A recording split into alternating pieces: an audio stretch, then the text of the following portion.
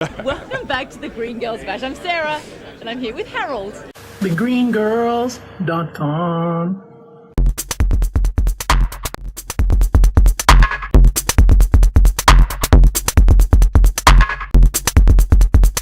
Hello. Harold is a filmmaker and director. He's been involved with really brilliant projects, Inconvenient Truth and Battle in Seattle. And 11th Hour. And 11th Hour. So what have you learned from doing all these great films? I mean, you're really in the hub of green documentary filmmaking. That it doesn't matter whether you're selling toothpaste or shifting consciousness about the environment, that you got to tell a good story, because that's the way that we naturally understand and take in information. Right.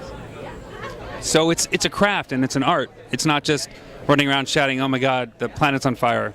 It's like, how do you telling a story about a person or people so that people can relate and feel something, and just like a good love story. If they're good characters and you see this change and they love each other and then they hate each other and they finally come back together, that's what works. That's what draws people in. And it's the same for an environmental issue. Right. Which is, and as a storyteller, that's a tricky thing because, you know, it's not love stories. It's kind of harder to digest. It's information that may not be that, you know, quite unsettling. Well, interesting that you would mention a love story, because, like, look at the most successful film of all time, The Titanic. Right. Ostensibly about a giant ship sinking, but what is it? It's a love story. Right. Kate Winslet, Leonardo. And Leo, right? So who's a love story in the environmental documentary genre? I don't think that many or really any successful ones have been made yet, and that's sort of the next generation. We've put out a lot of information, and now it's time to actually use our hearts and our minds and our craft.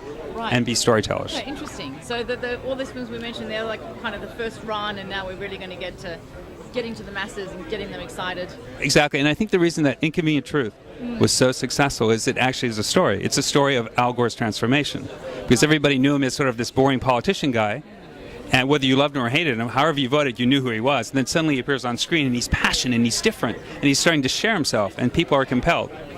That's why that was why it worked. And the slideshow gets heavy at the beginning. Okay, very good. So what's next for you? You're really thinking about how to craft and get this message across, because that's a tough thing. Yes, I am working on a series of Japanese-inspired graphic novels. And a manga? Manga inspired, and it's about a non-environmentalist who gets sucked into a group of sort of hardcore eco-rebels. Oh, nice. And the wrath that he invokes from his father and his family. Ah, and what is going to be in a comic book genre? That'll be how it starts. Okay. And the other thing I've learned is that I can do this, and it's simple. Just a few people, and it's very passionate. I can be 13 again, rather than trying to pull together tens of millions of dollars and all the energy and headaches that can involve. And then if this evolves into something else, great. But if not, I will have done this. And my inner 13-year-old will be very pleased. Now let's talk about your personal life. I mean, you're at this event. I'm imagining you're a pretty eco-savvy chap. My latest eco-savviness involves having it's an antique enamel pitcher in my bathroom and in my kitchen.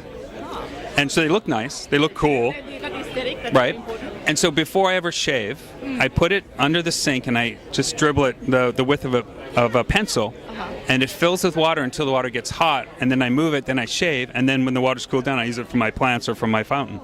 That's very clever. Okay, that's a good one actually. I like that. And what about something that you know you should be doing, but you just can't bring yourself to do? Committing to using my bike as my primary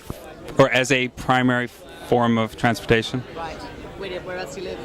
I live in Venice, so it's pretty easy too. Okay, all right. Well, good luck with Thank you. With bike transportation. Great to talk to you. And it was a pleasure talking to you. Likewise.